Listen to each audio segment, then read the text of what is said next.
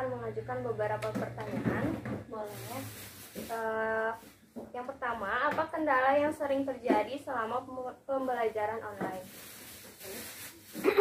Kendalanya jelas anaknya kadang kan namanya masih kecil ya, masih baru kelas 1 MI, ini kadang moodnya itu berubah-ubah, kadang kadang mau, kadang enggak, itu sih kendalanya. Terus kadang juga kalau gurunya nih misalnya ngasih tugas tuh kadang kurang jelas. Nah jadi kita tuh nggak bisa langsung nyuruh anak langsung kerjain, tapi kitanya juga, orang tuanya juga mesti paham dulu gitu apa yang harus dikerjain gitu kan, tugas-tugasnya apa aja gitu, karena kan tugasnya juga nggak satu ya, beberapa mata pelajaran kayak gitu ya. Pokoknya kalau kendala yang nomor satu adalah mood anak, karena anaknya itu berubah-ubah, kadang mau kadang enggak, kadang bapak udah nangis nggak mau ngerjain, bener kan ya?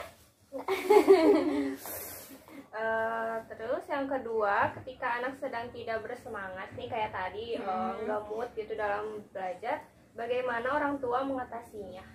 Kalau saya sih nggak pernah memaksakan ya. Jadi kalau misalnya anaknya lagi nggak mau, ya udah aja, dibiarin aja dulu sampai nunggu anaknya mau. Misalnya suruh jajan dulu ke warung, atau misalnya nonton ya, anak sekarang kan tuh kan gadget ya, nonton YouTube atau apa gitu.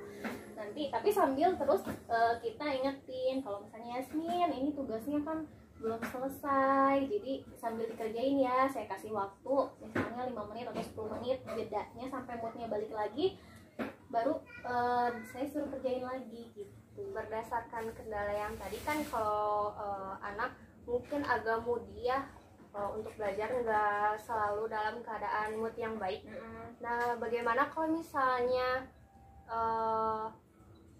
dengan cara menonton video di YouTube dengan edukasi, kan ada ya banyak video anak edukasi di YouTube, apa diterapkan juga?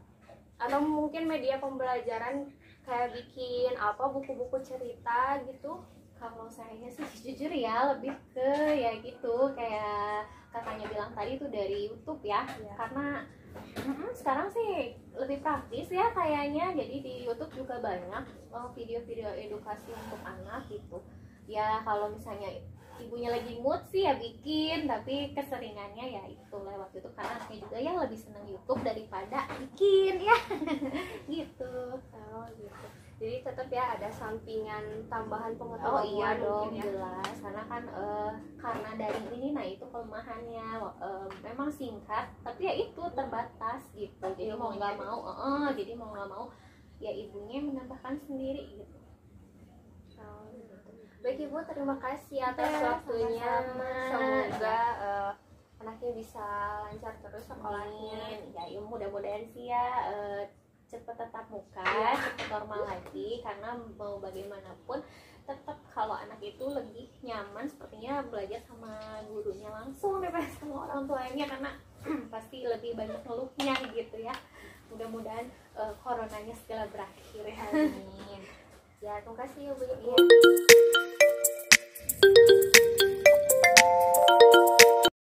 Lalu bagaimana pemahaman anak terhadap materi yang diberikan guru? Apa langsung paham atau perlu dijelaskan berulang-ulang sampai paham anaknya?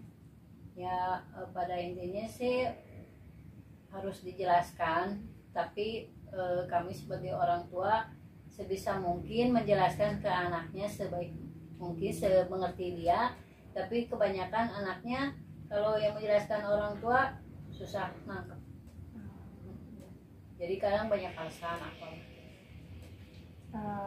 Terus dalam pengumpulan tugas, apakah langsung dikumpulkan atau dikolektifkan dalam 1 minggu baru dikumpulkan? Kalau di SD anak saya dikumpulkannya per 3 hari sekali. Jadi dikerjainnya selama 3 hari, baru dikumpulkan, nanti dikasih lagi, baru dikumpulkan.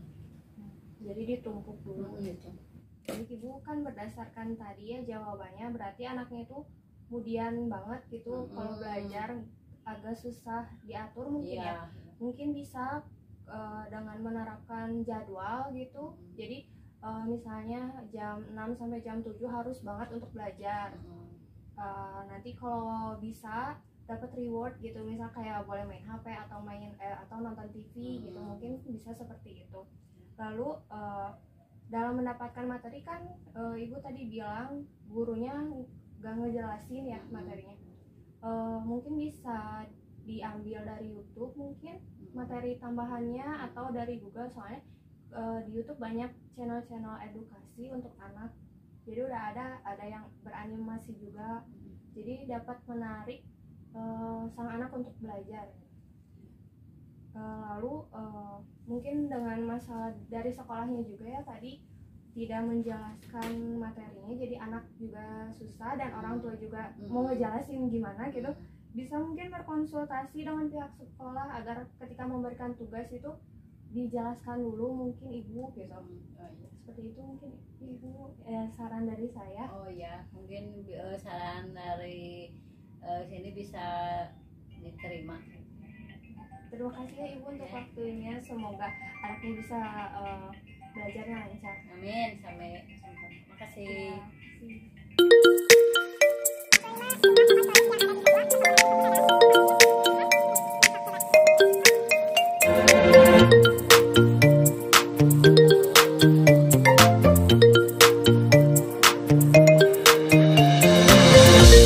Apa saja yang ibu lakukan dalam memantau anak belajar online? Ditemenin. Ditemenin. Terus mungkin kalau ada tugas dibantuin kayak. Ya, dibantu juga. Soalnya anak juga belum bisa mandiri. Selanjutnya, apakah ada manfaat bagi orang tua ataupun anak dalam pembelajaran online ini? Jadi manfaatnya orang tua itu tahu anaknya kemampuannya udah sampai mana. Terus lebih suka pelajaran apa, lebih menonjol di pelajaran yang mana itu. Karena kan kalau mungkin pembelajaran online ini diawasi langsung sama orang tua. Iya, diawasi langsung orang tua, buat sama orang tua. Jadi taunya itu aja sih. Cuman ya manfaatnya ya udah paling itu aja. Yang terakhir, tanggapan mengenai pembelajaran online, apakah ada yang perlu diperbaiki dalam sistem pembelajaran online ini? Iya, kalau bisa setiap guru memberikan contohnya yang kompleks dan dibikin video juga. Video dari gurunya langsung. Gitu. Jangan sekedar sumbernya hanya dari YouTube. Kalau bisa dari soalnya misalkan ada yang tidak ada di YouTube. Kalau bisa gurunya juga ngejelasin berikut video gitu. Baik, udah kali ya untuk pertanyaannya, tapi bolehkah saya memberikan saran atas dari jawaban yang tadi? Boleh. Mungkin kalau kendalanya hanya karena guru tidak menjelaskan mungkin ya. Ya. Mungkin ibu bisa misalnya berkonsultasi dengan sekolah, mungkin ketika mengumpulkan tugas bisa langsung bilang ke gurunya, ibu minta tolong boleh dijelaskan mungkin materinya agar si anaknya juga lebih bisa lebih mudah ngerti. Terus kalau misalnya dari YouTube, nggak semua materi yang diberikan sama ibu ada di YouTube, mungkin bisa seperti itu. Oh iya. Yang bisa mungkin ya. Terus untuk adanya, kalau menurut Ade lebih suka pembelajaran ketemu sama bu guru, sama teman-teman, atau kayak gini? Sama Google, Sama bu guru, kenapa? soalnya Nirma kayak males gitu. Suka diwarahin sama ibunya kalau susah? Ada. Oh, kadang. ya memang sih lebih baik langsung gitu ya sama Ya. guru-gurunya.